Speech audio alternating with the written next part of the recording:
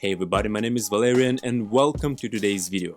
So in the previous video, I created for you the portfolio strategy for 2021, and if for some reason you haven't seen that video, go check it out right now and it will give you a lot of answers whether you should invest in the stock market right now or not. So very briefly, we split our portfolio in different groups. So group number one is going to be long-term conservative or Buffett portfolio, where we buy the bonds, ETFs, indexes, something that we want to hold for the next 5, 10, maybe 20 years and retire wealthy.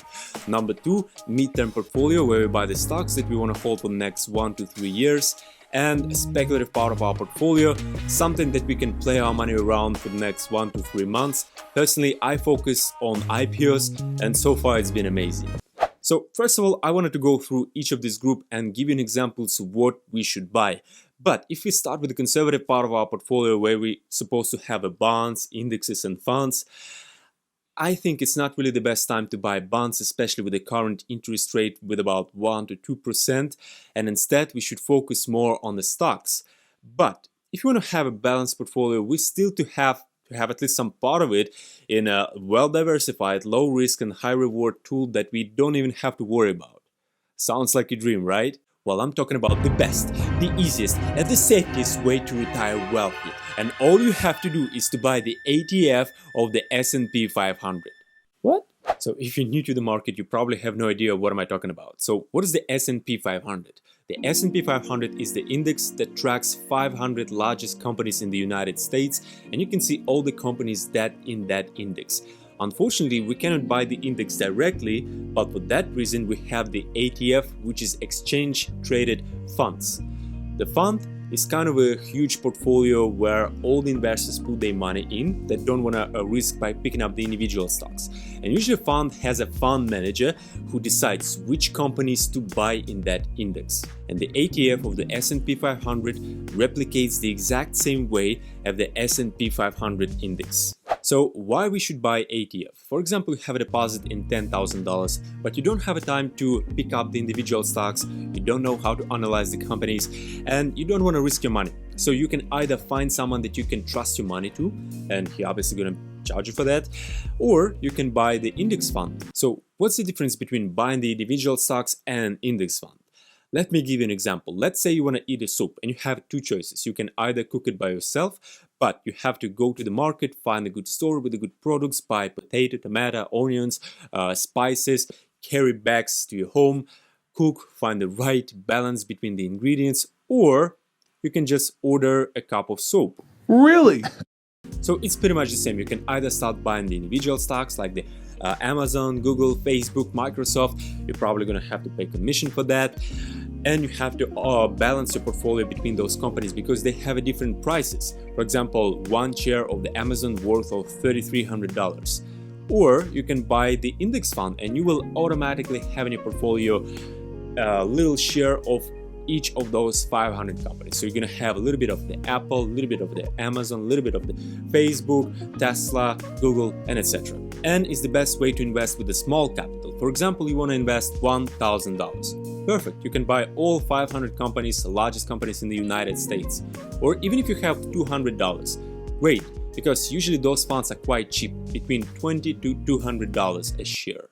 You probably have a question. So if it's a really good strategy, why so many people are talking about the shares and individual stocks? Well, because they all want to beat the market. So the S&P 500 is the indicator of the average return in about 10 to 15% annually. So if you make less than 10 to 50% a year, that means you're losing money because there is no point to find the individual stocks and analyze the companies if you can just buy the S&P 500. The main purpose of those hedge funds and investment companies is to beat the market. Otherwise, they're going to lose the customers. Why should I pay a commission if I can just buy the ETF? And the same with the individual investors. Everyone is trying to find some ways how to make more than the market. And you probably know some people that make 30%, 50%, maybe 100% a year. I personally made more than 100% last year, so probably it's not that difficult, right? But maybe 1 year you can beat the market, maybe 2 or maybe even 3, but in the long run it's really hard. In 2007, Warren Buffett bet $1 million that the index fund would outperform the collection of the hedge funds over the next 10 years. And he didn't really won. No, he destroyed them. The S&P 500 made him 125.8% when the 5 hedge funds on average made only 36%. And even more statistic, over the last 15 years, the index funds outperformed 90% actively managed hedge funds over the last 15 years. And even those funds that do beat the market a couple of years struggle to continue that positive performance. 90% of the people on Wall Street are making less than the overall market. So by doing nothing, you make more money. I know it sounds silly, but here's another example, like throwing darts blindfolded monkeys that outperform experts in picking stocks. What? Barton Malkiel, the author of Random Walk Down the Wall Street, claimed a blindfolded monkey throwing darts at the newspaper's financial pages could select a portfolio that would do just as well as one carefully selected by expert. Wall Street Journal simulated exact experiment from 1988 to 2001, and they found that 40% of the time monkeys perform better than professional market makers. So as you can see, you don't have to be a genius to invest in the market. And if you don't want to invest by yourself, all you have to do is to find a fund manager or monkey, and they're both going to make a great job for you. The question now, when is the right time to enter the market? Well, studies shown that buying consistently and holding, which is something called dollar cost averaging, is the best strategy that beats 99% of individual investors and 90% of the mutual funds. Because all you have to know about the market... Number one rule of Wall Street. Nobody, I don't care if you're Warren Buffett or if you're Jimmy Buffett, nobody knows if the stock is going to go up, down, sideways, or in fucking circles. Least of all stockbrokers. So no one really can tell you what's going to happen with the market within a day, week, even months. All we know is that if you hold long enough, you will make more money than you lose. So why then am I trading stocks and IPOs and try to create these strategies? Well, I'm doing this just for fun. Even though I'm aiming to double my portfolio like the year before, but I don't know for sure. I may gain maybe 50%, maybe 10%, or even lose the money. So exactly for that reason, I want to keep some part of my portfolio in the index fund, because maybe in a 10-year time, it will outperform the overall portfolio. So which indexes to buy in our conservative part of our portfolio? There are many different indexes. Some indexes track the industrial companies, tech companies, big cap, small cap companies, currencies.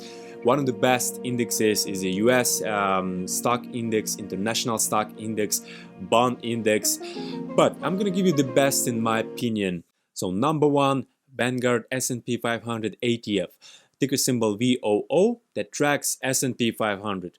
Or you can also buy SPI. So those indexes are simulating the S&P 500, so they buy the same companies that are in the S&P 500 index. And number two, Vanguard Total Stock Market Index Fund, that tracks the entire market, ticker symbol VTI. So you can see that both of them has an expense ratio of 0.03%. That means if you deposit $10,000, you will pay only $3 per year for management expenses. And the main difference between VOO and VTI, that VOO that tracks 500 companies in the S&P 500, and the VTI is something, it's pretty much similar, but apart from those 500 largest companies in the world, it also tracks a lot of small cap companies. So 75% of that fund is going to be S&P 500. That's it. You don't have to worry about the stocks anymore. Some may go up, some may go down. The fund will shuffle the companies for you. Overall, the economy is going to be better in the future. That means the price is going to be higher. You can just dump your money for the next 10 to 20 years and you will retire wealthy.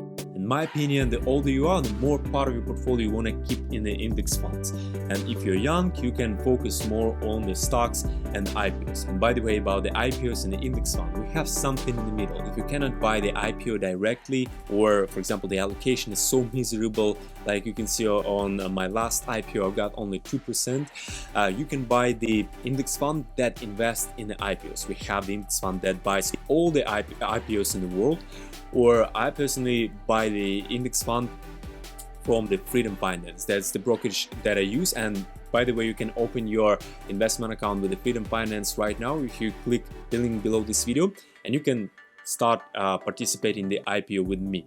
or you can buy the FIPO, which is investment pie fund that invests in the IPOs that Freedom Finance is selecting.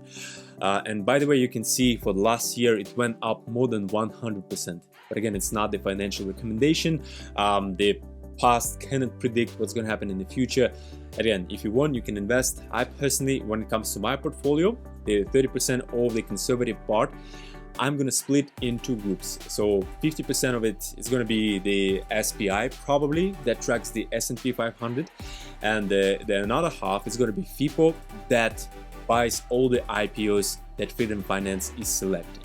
So hopefully this video was interesting for you, and if it was, you may consider subscribe my channel and click the like button to support my channel. I'll be highly appreciated for you.